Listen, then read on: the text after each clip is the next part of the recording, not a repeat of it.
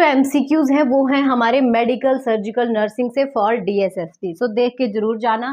First question है which electrolyte imbalance is most commonly associated with the massive blood transfusion. Massive blood transfusion क्या होता है guys? जब 5 unit से ज्यादा किसी को ब्लड एक दिन में दे दिया जाए, ठीक है, उसको हम मैसिव ब्लड ट्रांसफ्यूजन बोल सकते हैं। सो कौन सा रिस्क रहता है इलेक्ट्रोलाइट इम्बैलेंस का? हाइपरकैलेमिया मतलब पोटेशियम का लेवल बढ़ जाता है, हाइपोकैलेमिया कम हो जाता है, हाइपोकैल्सीमिया कैल्शियम का लेवल गिर जाता है, या हाइपरनेट्रीमिया सोडियम का लेवल बढ़ जाता है। आंसर इसका रहेगा हाइपोकैल्सीमिया। कैल्सीमिया गाइस क्या होता है? जो कैल्शियम का लेवल है वो गिर जाता है। कैसे? देखिए, citrate used in stored blood binds. Guys जो सिट्रेट है वो जो भी हमारा ब्लड होता है जो हम ट्रांसफ्यूज करते हैं उसमें प्रेजेंट रहता है, ठीक है। वो क्या करता है? कैल्शियम के साथ बाइंड कर जाता है, जिसकी वजह से क्या होगा? वो बाइंड हो जाएगा तो ब्लड में जो कैल्शियम है वो गिर जाएगा, ठीक है।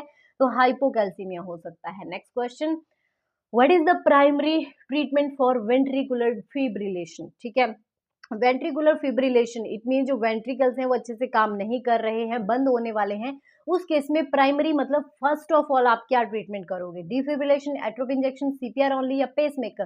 सो गाइस वेंट्रिकुलर डिफिब्रिलेशन में आपको क्या करना है? डिफिब्रिलेशन, सॉरी, वेंट्रिकुलर फिब्रिलेशन में क्या करना है? डिफिब्रिलेटर आप यूज करोगे। Immediate defibrillation is the only definitive treatment to restore the rhythm. Guys जो हार्ट का रिदम है उसको इनिशिएट करने के लिए वहां पे डिफिब्रिलेटर शॉक देना पड़ेगा।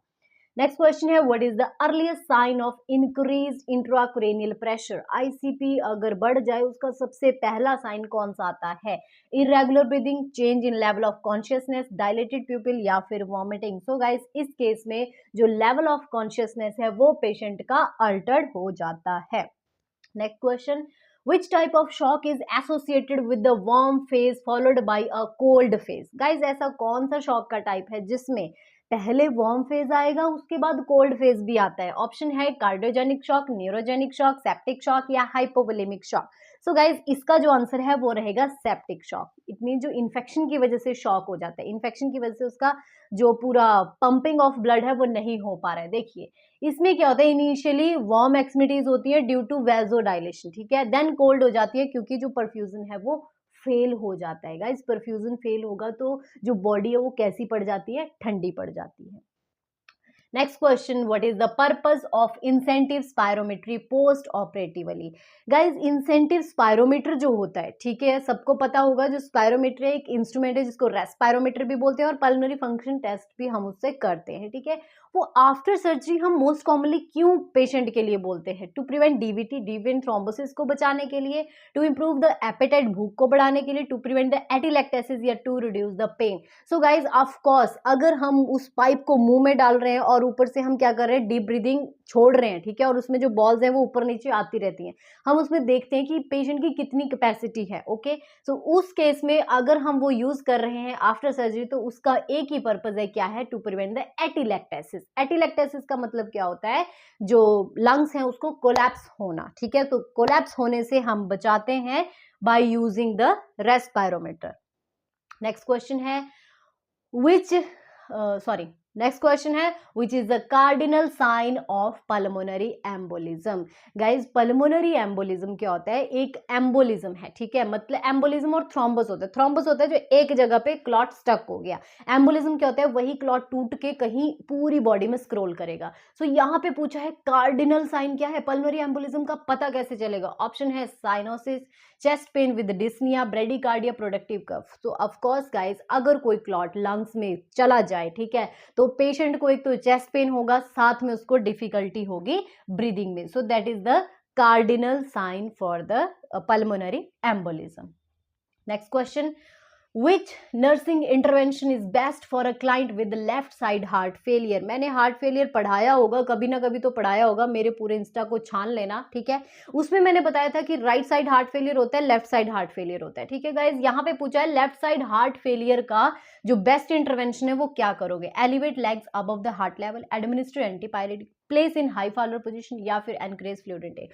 So guys left side heart failure में हमेशा जो सिम्टम्स हैं वो किसके आते हैं, पल्मोनरी सिम्टम। पेशेंट को डिस्निया होगा, ठीक है, डिफिकल्टी इन ब्रीदिंग होगी, ठीक है, तो उस केस में हम पेशेंट को यहाँ पे कौन सी नर्सिंग इंटरवेंशन देंगे, हाई फॉलोअर पोजीशन, क्योंकि जितनी भी ब्रीदिंग प्रॉब्लम होती हैं उनमें हम फॉलोअर पोजीशन देते हैं। रीजन क्या है, क्योंकि जो लंग्स हैं उसको एक्सपेंशन के लिए बहुत ज्यादा स्पेस मिल जाता है।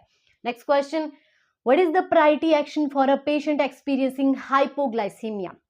शुगर लेवल गिर गया, ठीक है, उस केस में प्रायोरिटी एक्शन क्या लेना है, administer insulin, provide oral glucose, encourage rest या monitor urine output. So guys इस केस में ऑफ कोर्स आपको ओरली ग्लूकोज देना चाहिए, ठीक है, ओरली आप हो सकता है शुगर दे दें उनको, कैंडीज दे दें, ठीक है, इस केस में आप ये कर सकते हो। Next question, which condition require contact precaution. Contact precaution मतलब ग्लव्स आपको पहनने पड़ेंगे सर्जिकल, ठीक है, कौन सा केस है, tuberculosis, influenza, MRSA, wound infection या फिर मिजल।